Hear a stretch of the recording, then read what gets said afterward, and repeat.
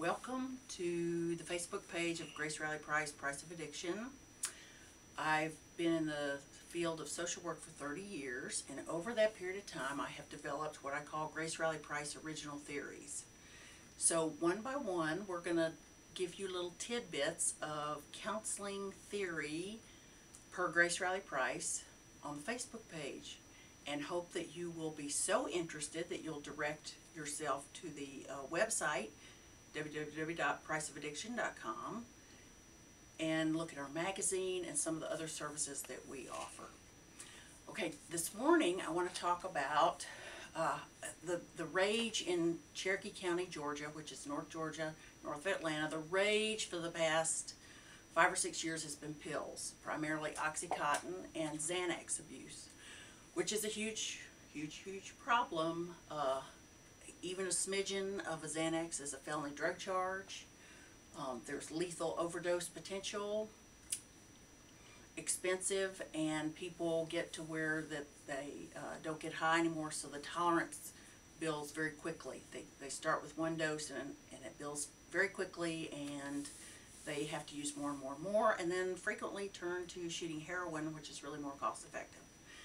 One of the questions, aside from that, and we'll tell you more about pill addiction and some of the other theories of Grace Raleigh Price, but this morning I want to talk about, often I get asked by people who have had surgery and taken OxyContin, I took OxyContin and I never got high, I had a knee operation, I had a hip operation, blah blah blah blah blah. Well, there's a reason for that.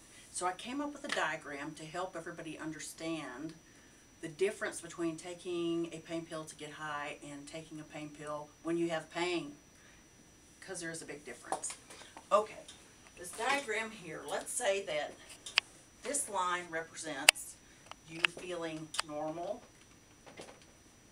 okay, healthy, such as me coming to work this morning listening to 70s music, singing along, trying to get my week in order in my head, getting pumped up for the week. So you start from here, that's where you are.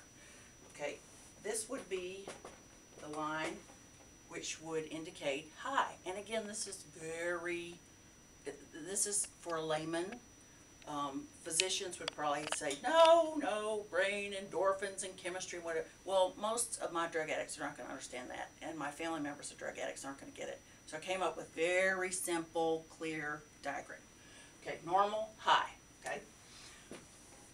When you have surgery, when you get your belly cut open and some kind of mesh put in for a bladder sling, so you can tell what age I am, or you have your knee cut open and they rip tendons and ligaments off of one place and then put them back together with tacks and get a hammer and nails and staple gun and staple that all back together, repair.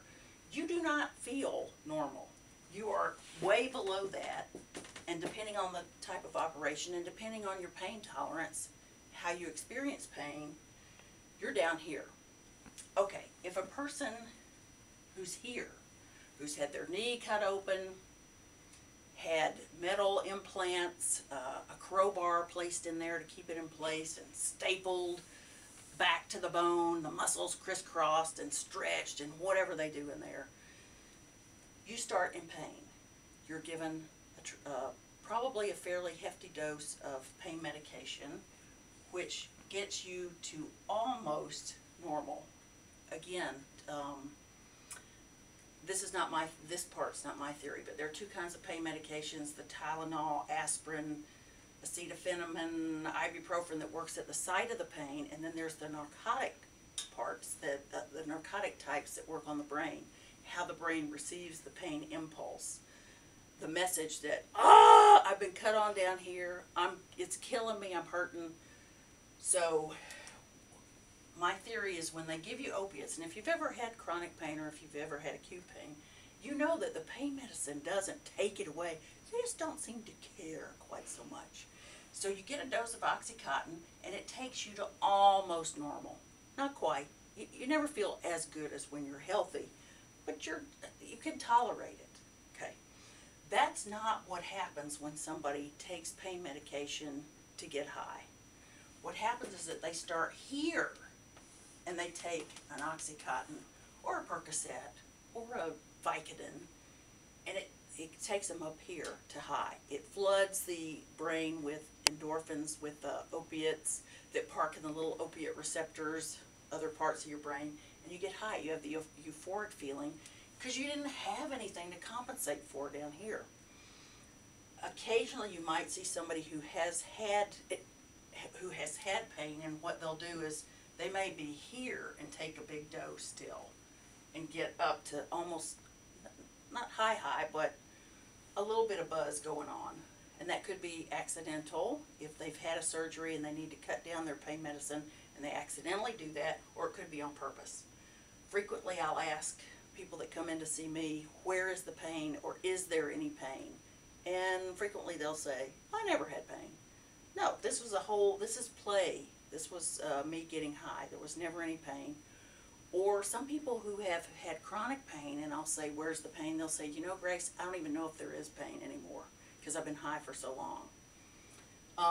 So it's basically my very simple diagram that lets you see, hopefully, the difference between using pain medication appropriately when your endorphin levels zapped because your body has been invaded by knives and scalpels, or using pain medication inappropriately when you're fine and you just use it to get higher. I hope this has cleared up some thoughts for you today. Stay tuned because we'll have more and more topics as the weeks go by.